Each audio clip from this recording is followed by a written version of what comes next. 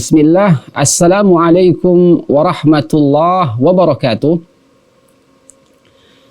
Alhamdulillahi wahda, wassalatu wassalamu ala rasulillahi sallallahu alaihi wa ala alihi wa sahbihi wasallam. Qala Allah Ta'ala, ya ayyuhalladzina amanu attaqullah haqqa tuqatih wa la tamutunna illa wa antum muslimun. Saudaraku, kaum muslimin dan muslimat rahimani wa rahimakumullahu jami'an, segala puji hanya milik Allah Subhanahu wa taala, zat yang telah mengutus nabinya Muhammad sallallahu alaihi wasallam di tengah-tengah kita untuk memperbaiki akhlak dan budi pekerti manusia. Innama bu'ithtu li utammima makarimal akhlak.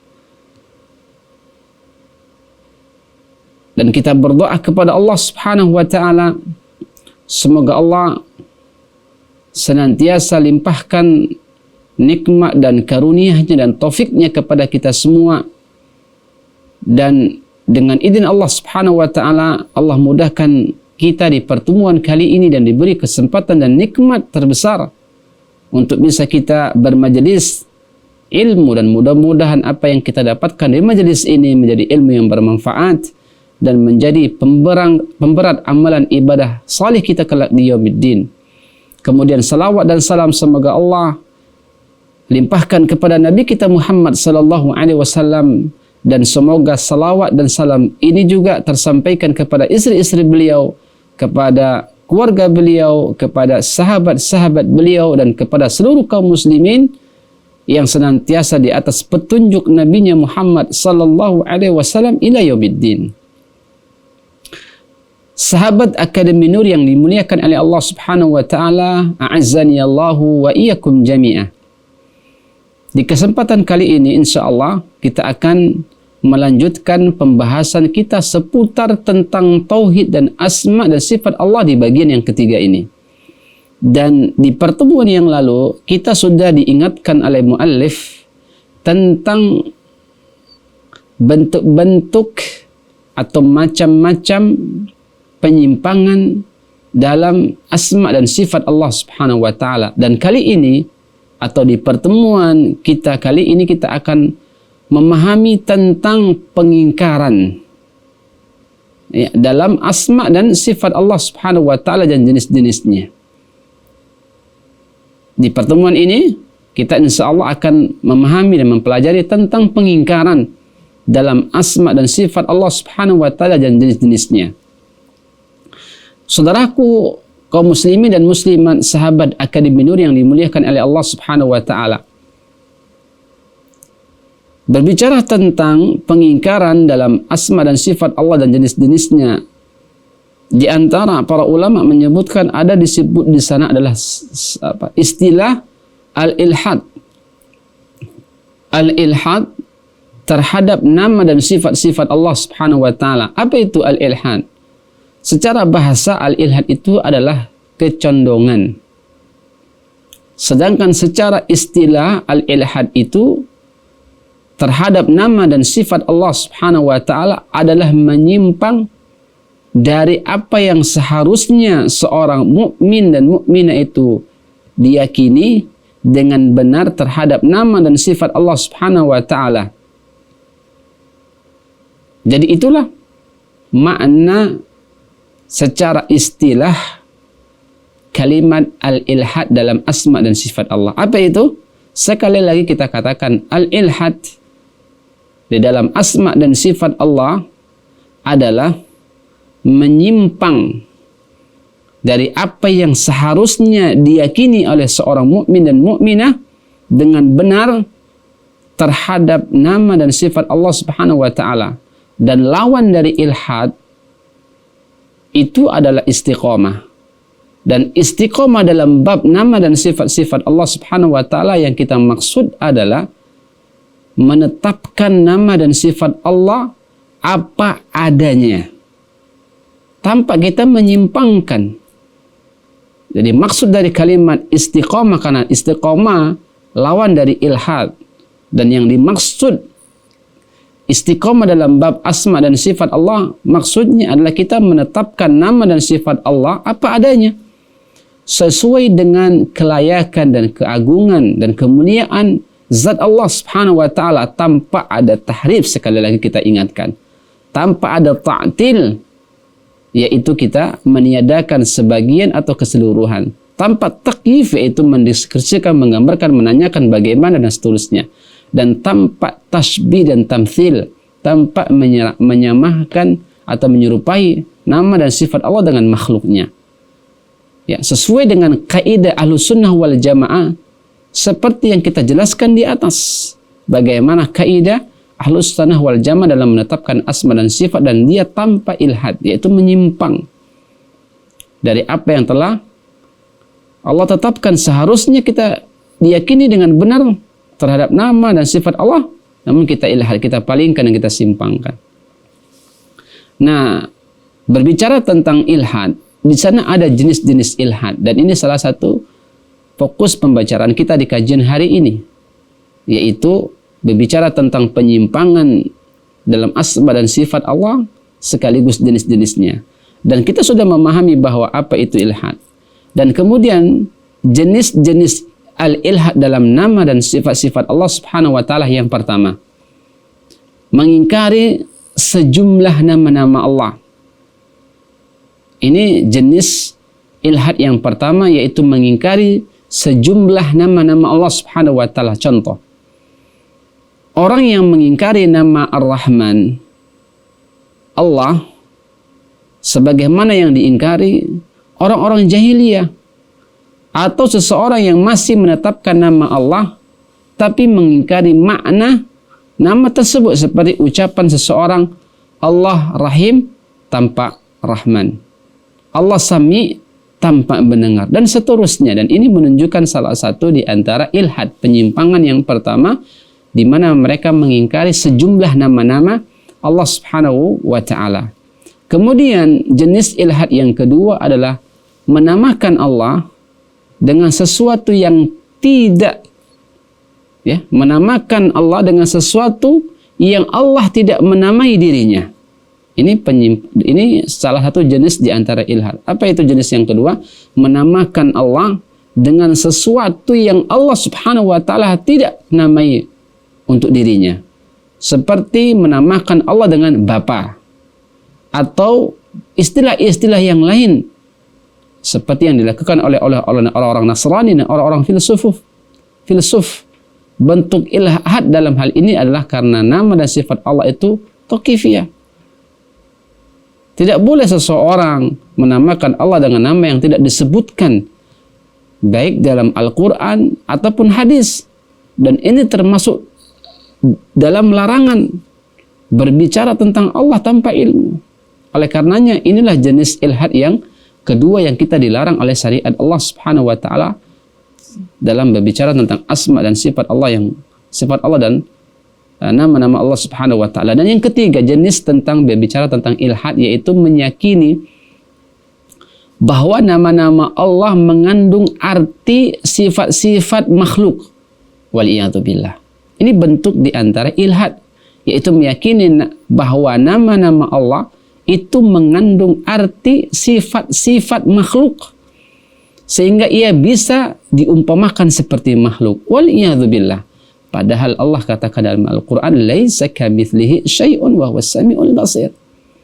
Nah, jenis ilhad yang keempat adalah menggunakan nama Allah untuk patung-patung dan berhala. Wal'iyadzubillah.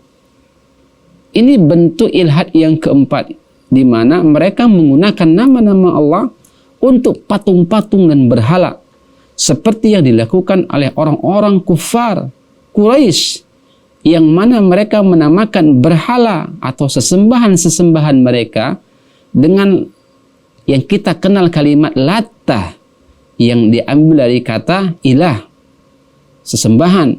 Bahkan Al-Uzza yang diambil dari kata Aziz, yang mulia. Bahkan mereka juga menamakan sesembahan mereka dengan Manna, yang diambil dari nama Allah, yaitu Mannah, yang maha pemberi anugerah.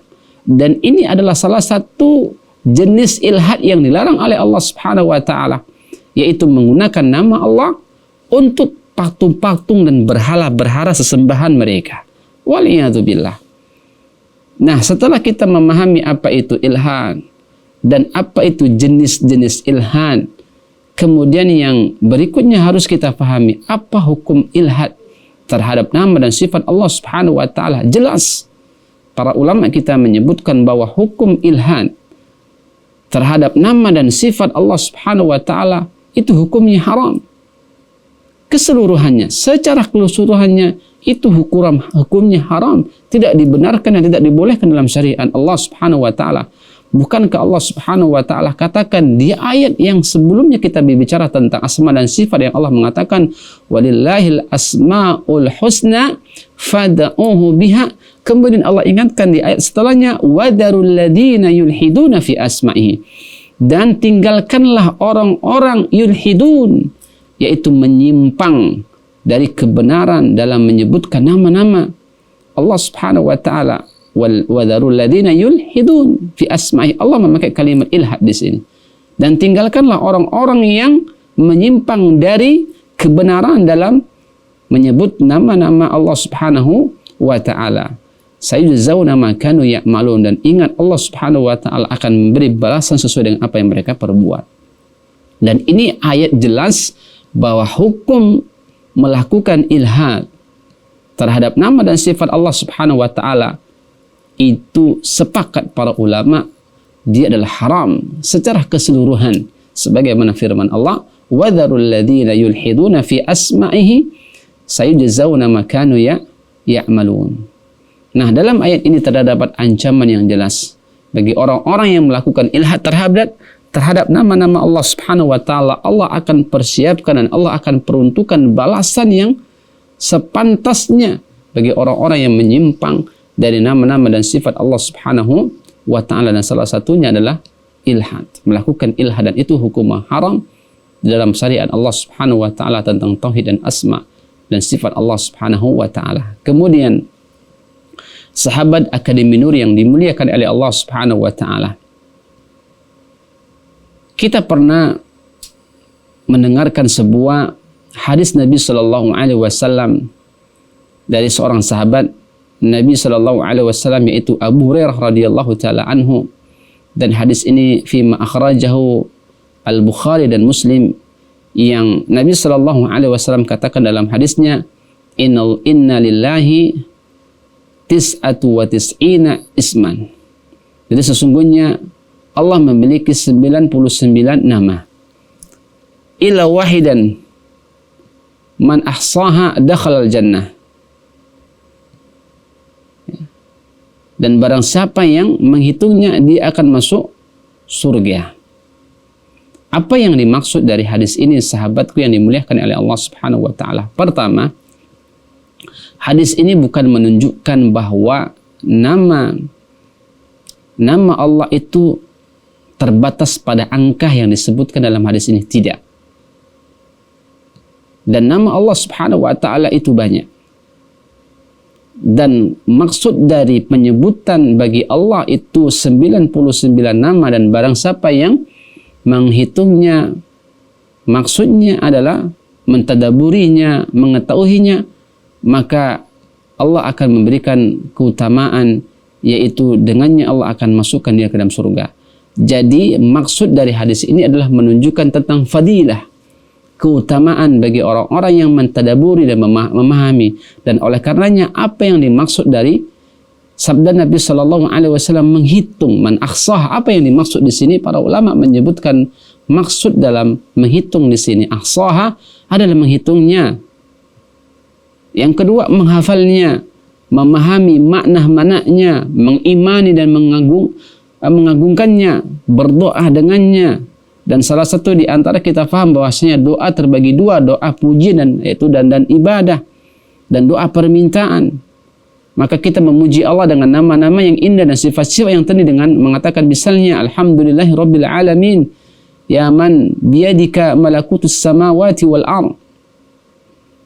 Atau dalam doa permintaan yang kita meminta kepada Allah sesuai dengan namanya, seperti ya Rahman, rahmatilah aku, ya Latif, kasihlah aku, ya Ghaffar, ampunilah aku, dan seterusnya.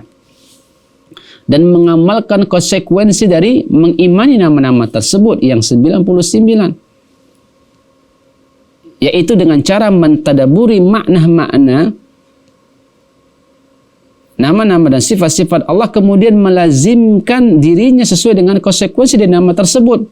Ketika ia berkata Ar-Razzaq, Maha Pemberi rezeki, maka ia yakin dengan sepenuh hati bahwa rezekinya itu ada di tangan Allah Subhanahu wa taala. Sehingga apa? Dia itu bertawakal dan berikhtiar, tidak khawatir terhadap rezeki yang telah Allah takdirkan kepadanya. Jika ia berkata Al-Hakim, yang maha bijaksana, maka ia menyerahkan dan menerima serta tunduk dan patuh terhadap perintah-perintah dan keputusan Allah, karena ia yakin semua perintah tersebut dan keputusan Allah merupakan konsekuensi dari kebijaksanaan Allah Subhanahu wa taala. Ketika dia berkata Al-Quddus, yang maha suci, maka ia menghadirkan dalam hatinya bahwa Allah suci dari segala bentuk kekurangan. Dan begitu pula dengan nama-nama dan sifat-sifat Allah Subhanahu wa taala yang lainnya. Jadi oleh karenanya, saat kita mendengarkan hadis Nabi sallallahu alaihi wasallam, inna lillahi tis'atu wa tis'ina isman, ini menunjukkan bukan berarti nama dan sifat Allah itu terbatas pada angka 99. Tidak. Akan tetapi maksud hadis ini adalah orang yang ahsaha, yang menghitungnya, mengimaninya, mengaplikasikan, mentadaburi makna-makna dan mengetahui tentang nama dan sifat Allah yang 99 ini menunjukkan keutamaan, kefadilahan, fadilah terhadap orang-orang yang man ahsaha tis'a wa tis'ina isman ini. Bukan berarti mahdud pada angka tersebut, maka jaminannya, keutamaannya adalah orang tersebut akan dimasukkan oleh Allah ke dalam surga Allah dengan sebab tersebut, yaitu dengan sebab ahsaha. Maksudnya apa? Mengimani, mentadaburi, meyakini, ya, dan mengamalkan konsekuensi dari mengimani nama-nama tersebut, ya. Dan inilah salah satu di antara hal yang harus kita perhatikan saat kita berbicara tentang asma dan sifat Allah Subhanahu wa taala. Demikian sahabat Akademi Nur yang dimuliakan oleh Allah Subhanahu wa taala.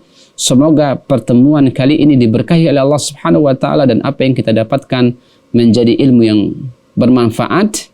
Subhanakallahumma wa bihamdika asyhadu an la ilaha illa anta astaghfiruka wa atubu ilaik. Assalamualaikum warahmatullahi wabarakatuh.